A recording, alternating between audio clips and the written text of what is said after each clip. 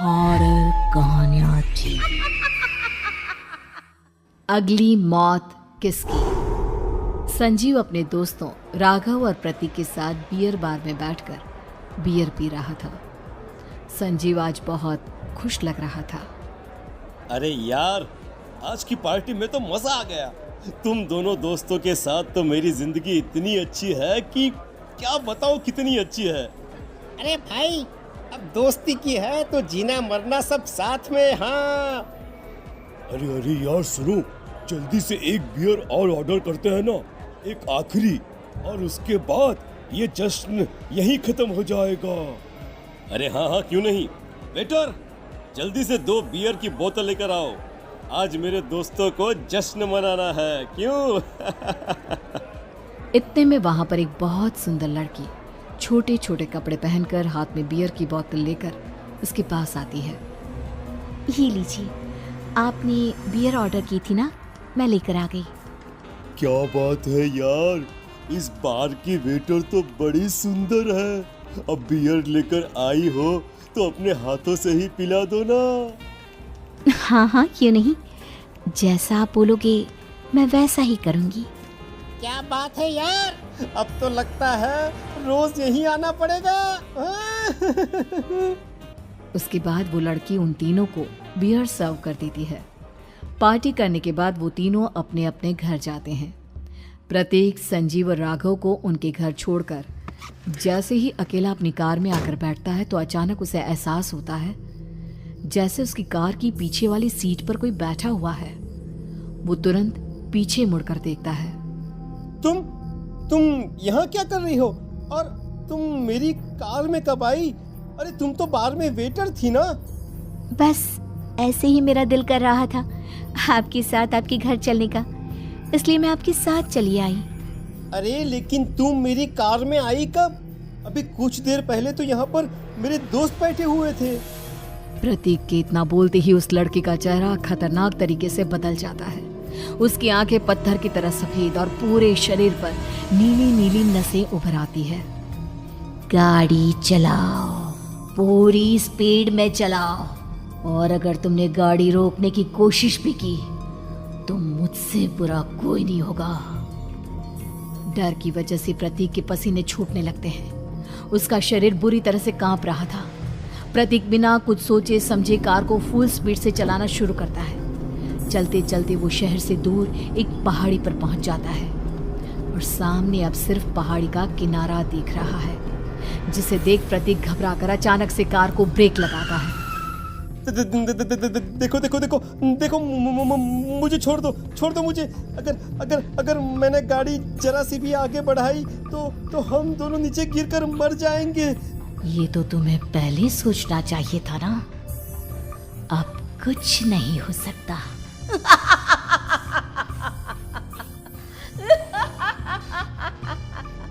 छोड़ दो मुझे। नहीं, प्लीज मुझे छोड़ दो।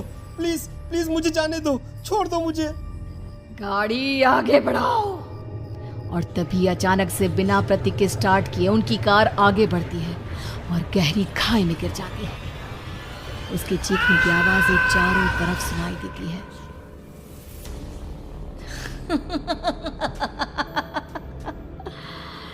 तुझे मारकर मेरे कलेजे में जल रही आग को थोड़ी शांति तो मिल गई, लेकिन अभी ये कहानी खत्म नहीं हुई। और फिर अगले दिन राघव और संजीव को पता चलता है कि प्रतीक की पहाड़ी से नीचे गिरकर मौत हो गई। अरे कल रात की तो बात है यार, हम सब बैठकर पार्टी कर रहे थे, लेकिन मेरी एक बात समझ में नहीं आ रही। राघव शहर से इतना बाहर उस पहाड़ी पर इतनी रात को क्या करने गया था? यार, वही सोचकर तो मैं भी परेशान हूँ। हम दोनों को छोड़ने के बाद तो वो सीधा अपने घर जाने वाला था, और वो आत्महत्या क्यों करेगा भाई? कल रात तक वो कितना खुश था, हमारे साथ सेलिब्रेट कर रहा था। हाँ, लेकिन पुलिस ने तो यही कहा है कि प्रतीक ने अपनी कार को जानबूझकर पहाड़ी से नीचे गिरा दिया और आत्महत्या कर ली। अरे यार, संजीव, मेरी तो कुछ भी समझ में नहीं आ रहा है। चल ठीक है, अब मैं अपने घर जाता हूँ। Okay, bye. राघव अपने घर में अकेला था। दोपहर का वक्त था। तभी दरवाजे की घंटी बजी। कौन है? अरे 1 मिनट रुको, अभी आता हूँ। राघव ने जैसे ही दरवाजा खोला उसने देखा कि सामने एक बहुत खूबसूरत लड़की खड़ी हुई है। कौन है आप और यहाँ किससे मिलने आई है? देखिए ना, बाहर बारिश शुरू हो गई थी, मेरी गाड़ी खराब हो गई है। आपका घर नजर आया तो सोचा कुछ हेल्प ले लेती हूँ। क्यों नहीं, आइए ना, आइए आइए। मेरे कपड़े पूरे भीग चुके हैं, क्या आपके पास टॉवल मिलेगा प्लीज? राघव अपने बाथरूम से एक टॉवल लाकर उस लड़की को देता है। थैंक यू सो मच, अब मैं चलती हूँ। अरे इतनी क्या जल्दी है? आप चाहे तो बारिश रुकने तक यहाँ पर रुक सकती हैं। हाँ। लड़की ने पलटकर राघव की तरफ देखा। नहीं, मुझे जाना होगा, मेरा काम बाकी है। और वो वहां से चली गई। उस लड़की के जाने के बाद राघव अपने बाथरूम में नहाने के लिए गया और जैसे ही उसने बाथरूम में देखा तो उसका टॉवल वहीं पर लटका हुआ था। उसने टॉवल हाथ में लिया तो देखा कि उसका पूरा टॉवल खून के धब्बों से सना हुआ है। अरे अरे ये क्या? ये टॉवल तो मैंने उस लड़की को दे दिया था। ये वापस मेरे बाथरूम में कैसे आ गया? और इस पर ये खून के धब्बे कहाँ से आ गए? राघव ने आईने में देखा तो उसकी गर्दन पर एक बड़ा सा चाकू का कट लगा हुआ था जिससे खून बह रहा था, जिसे देख राघव के होश उड़ गए। हाँ, अरे ये क्या? मेरी गर्दन इतनी ज्यादा कटी हुई है और मुझे दर्द भी नहीं हो रहा है। ये क्या हो रहा है मेरे साथ? राघव घबराकर बाथरूम से बाहर आया और अपना मोबाइल उठाकर उसने संजीव को फोन लगाया। संजीव जल्दी से मेरे पास आ जाओ। मुझे लगता है कुछ बहुत बड़ी गड़बड़ है, जल्दी आ जाओ। उधर से आवाज आई, लेकिन वो आवाज संजीव की नहीं बल्कि एक लड़की की थी। कुछ अजीब नहीं हुआ है, बस तुम्हारी मौत तुमसे मिलने आई थी और तुम्हें मारकर चली गई। अब तुम इस दुनिया का हिस्सा नहीं हो राघव, इसलिए तुम्हें अपनी गर्दन के कटने का दर्द भी महसूस नहीं हो रहा।